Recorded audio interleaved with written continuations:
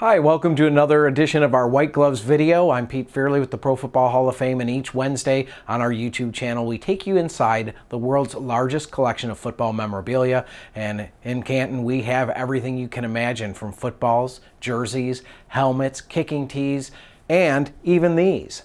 We have some pylons. Yes, piling on a little history here, pun intended there. But our registrar, Christy Davis, has told me that we have 19 pylons in our collection. And I'm going to talk about these three in particular, but starting with this one here.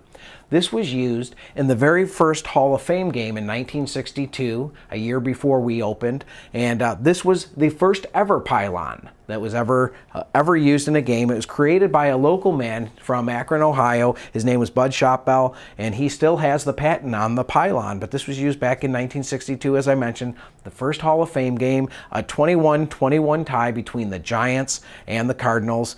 A little side note there, 6 Hall of Famers played in that game. Eventually earning bronze busts here were Rosie Brown, Frank Gifford, Sam Huff, Andy Robustelli, Y.A. Tittle for the Giants, and Larry Wilson on the other side of the ball with the Cardinals.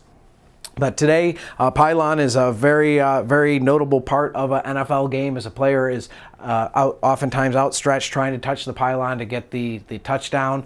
And we have some historic pylons. We've gotten a tradition over the last several years, going back actually over 10 years, trying to collect a pylon from each of the Super Bowls.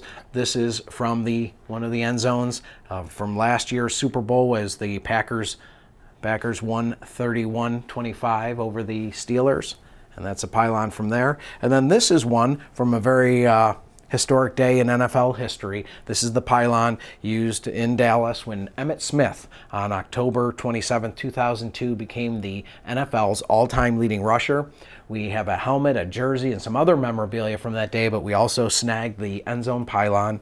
Kind of an interesting note about a pylon is you'd be surprised at the weight of it. It actually weighs 8 pounds. Pretty much the weight is distributed pretty low to the ground here, so it doesn't tip over in the end zone. Can withstand winds and things of that nature, but that often surprises people when we let them put on white gloves and actually touch this.